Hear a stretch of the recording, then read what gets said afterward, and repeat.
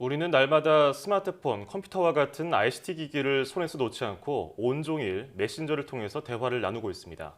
또 SNS에 음식 사진을 올리기도 하고 친구의 메시지에는 글자 대신 이모티콘으로 답하기도 합니다. IT로 인해 바뀐 인간의 생활과 심리를 인문학적으로 풀어본다면 어떨까요? 오늘 과학서재에서는 구글이 달로 가는 길의 저자 평석준 칼럼니스트와 함께 이야기 나눠보겠습니다. 안녕하세요. 안녕하세요. 네, 구글이 달로 가는 길 책 제목이 굉장히 인상적인데요. 책 제목을 지으신 또 이유가 있을 것 같고 어떤 책인지 간단하게 소개 부탁드릴게요. 예, 알겠습니다. 20년 전에는 없었던 인터넷의 확산과 IT 발전에 의해서 우리 삶과 일상이 어떻게 바뀔지 생각해 보려고 이 책을 쓰게 됐습니다. 통상 인문학이 관찰, 관조, 반성의 과정을 겪는다면 IT가 우리 일상 깊숙이 침투해 있는 현재를 인문학적으로 관찰해보고 싶었습니다. 현재 인터넷 기반의 IT 기업 중에서 우리 일상 속에 가장 광범위하게 들어와 있는 곳이 구글입니다. 이 구글이 2007년부터 300억 원을 걸고 루나 엑스프라이즈란 민간인 대상 달 착륙 경진대회를 준비했었는데요. 정보기술은 데이터 수집에서 비롯되며 인터넷은 그 바탕입니다. 우리 일상 모든 곳에서 정보를 수집하고 있는 구글이 인간의 무의식처럼 정복 불가능한 달에까지 진출을 하려고 하는 이 상징적 사건을 참고해서 제목을 구글이 가는 달로 짓게 되었습니다. 예. 자, 이제 현대인들에게는 SNS가 뭐 때려야 뗄 수 없는 존재가 됐는데요. 네. SNS에다가 뭐 유난히 음식 사진 올리는 분들 많아요. 네. 찍어서 올리고 공유하고 맛있겠다 하고 맛집 정보를 올리고요. 네. 이게 다 인간의 심리가 들어 있을까요? 예, 그렇습니다. SNS는 IT 기반의 관계망입니다. 관계망을 바탕으로 기업들이 광고 비즈니스를 할 때는 복잡한 알고리즘이 사용되기도 하지만 그 서비스 그 자체는 인간관계에 대한 심리 기제들도 크게 작용합니다. 예. 예를 들면 페이스북은 이제 행복 증명을 추구하고 예전에 저희가 썼던 싸이월드 같은 경우는 슬픔 증명의 속성을 가진다고 볼 수도 있습니다. 일단은 친구를 맺는 과정은 비슷하지만 페이스북은 친구가 아니더라고 해도 자신의 게시물을 보여줄 수 있는 권한을 설정할 수 있게 돼 있고요. 또한 친구의 수조차도 존재 증명을 위해서 필요합니다.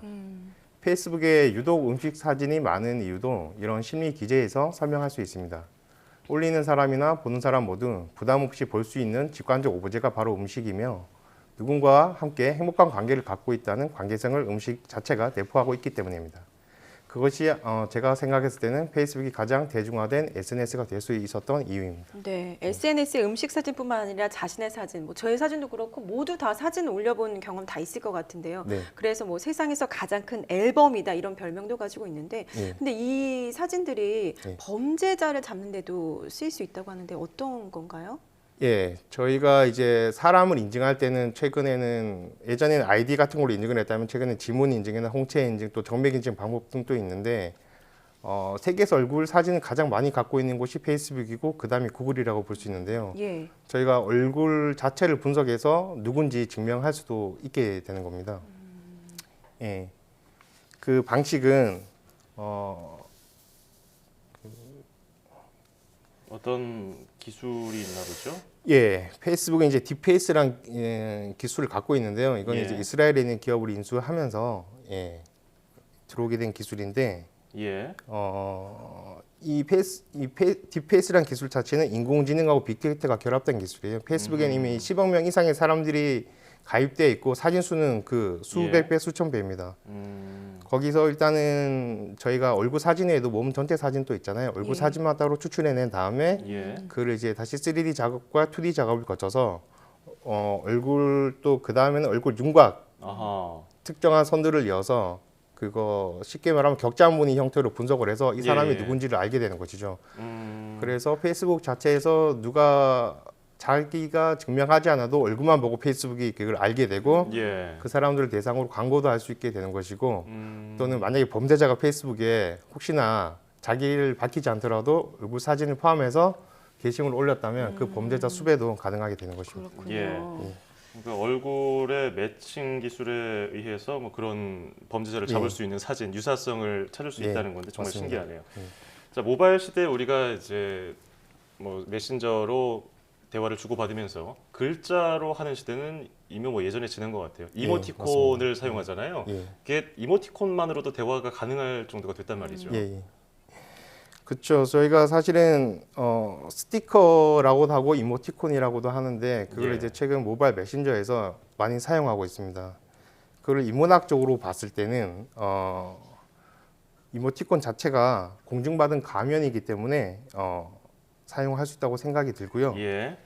모바일 메신저 자체가 되게 수다처럼 가벼운 커뮤니케이션 장이긴 하지만 예. 사람들은 사실 다른 사람들의 리액션에 대해서 되게 신경을 쓰고 불안해합니다. 예. 모바일 메신저 속에서의 쉼표나 마침표, 물음표 같은 것들조차도 신경을 쓰기 때문에 다른 사람이 어떤 표정과 반응을 보이는지가 되게 중요한데요. 예. 이때 공증받은 가면은 이모티콘을 쓴다면 상대방에 대한 예의도 차릴 수가 있고 리액션에 대한 부담감 없이 사용할 수 있기 때문에 이모티콘을 많이 좀 사용하고 있습니다. 예. 예, 맞아요. 뭔가 뭐 말을 길게 쓰기가 애매할 때 이모티콘 예. 하나로 편하게 보내는 그런 경우가 있던 것 그렇죠. 같아요. 예. 우리 생활을 바꿔놓을 또 다른 기술이 있죠. 3D 프린터 기술인데 예. 아직은 그렇게 옆에서 저희가 체감할 만큼 이 기술이 다가와 있다는 생각은 못하게 되는데 예. 이 3D 프린터 기술이 우리 생활을 앞으로 어떻게 바꿀 거라고 예상해 볼 수 있을까요? 예, 먼저 간단하게 3D 프린팅에 대해서 설명을 드리면 3D 프린팅은 3D 모델링을 통해서 공간에 물체를 출력하는 건데요. 즉 이제 디지털 디자인을 통해서 소재를 적층해서 3차원 물체를 제조하는 방식입니다. 만약에 3D 프린트가 집마다 없을 수는 있지만 동네마다 한 두 대씩 있다면 저희가 집안에서 혹시나 안경 다리가 부러졌을 때 안경을 다시 살 필요는 없고 그 부분만 이제 3D 프린트로 만들어낼 수가 있는 것이거든요. 예. 그래서 향후에는 제조사들도 이제 제조 방식도 현재는 컨베이어 벨트식으로 단계별로 제조를 하지만 처음부터 일체형으로 원 바디 형태로 제조를 할 수 있게 됩니다. 그래서 테스트적으로 집이나 자동차에 대해서도 이제 한 번씩 찍어내는 작업들이 이루어지고 있는데요.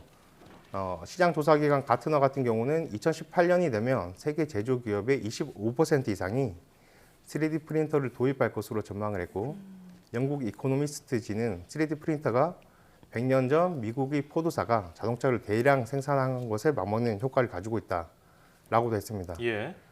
이를 통해서 이제 제조와 소비의 분리가 사라질지도 모르지만 현실적으로 아직까지는 이제 제조사에서도 뭐 특정한 도구를 만들기 위해서 필요한 부분에 대해서만 3D 프린팅을 사용할 것으로 예상이 됩니다. 예. 예. 예전에 그 우주 정거장에다가 무슨 물건을 지을 때 모듈을 하나하나 다 쏘아 올려서 조립했었는데 이제는 예. 거기서 아예 이 3D 프린팅 기술로 만들 수 있을 것이다 이런 예측도 나오더라고요. 예, 맞습니다. 그러니까요. 예, 예.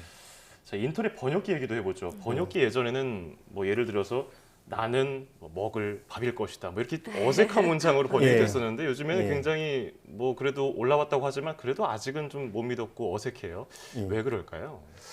저희가 IT를 활용한 번역 방식에는 크게 두 가지가 있는데요.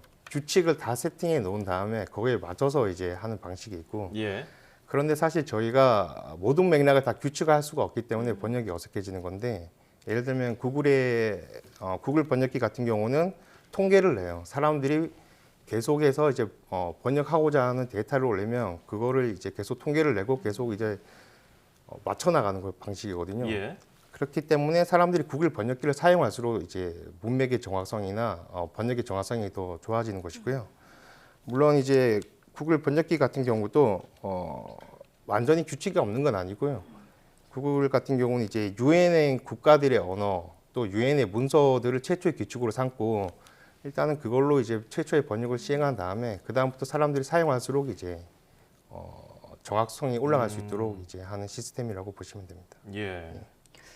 최근에는 뭐 인공지능 계속해서 지금 발전하고 있고 많은 것들이 스마트화, 지능화되어 가고 있는데요. 우리 일상은 이렇게 된다면 앞으로 어떻게 바뀔까요? 여러 전망들이 있는데 어떻게 지금 예상하시나요? 예, 최근에 화두가 되고 있는 기술 중에 하나가 이제 IoT라고 하는 사물 인터넷 기술인데요. 실제로 제가 구글이 달로 가는 길이라는 책에도 예로 들긴 했지만 실제로 이제 IoT라는 것은 되게 자동화 기술인데 이게 일상화가 돼버리면 저희가 예전에 있었던 뭐 시나리오라든지 소설 같은 게 실제로 존재할 수가 없게 될 수도 있습니다.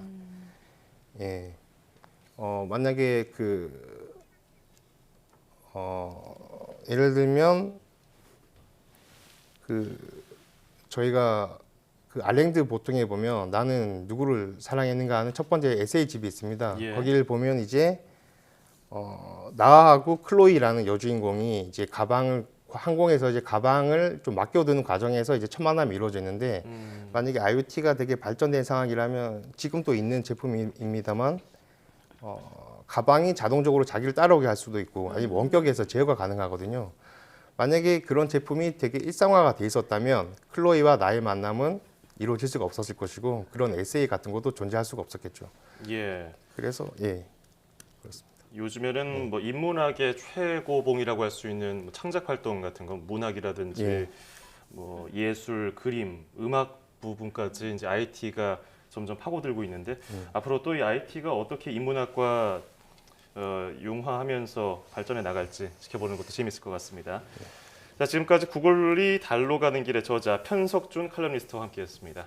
오늘 고맙습니다. 고맙습니다. 예, 감사합니다.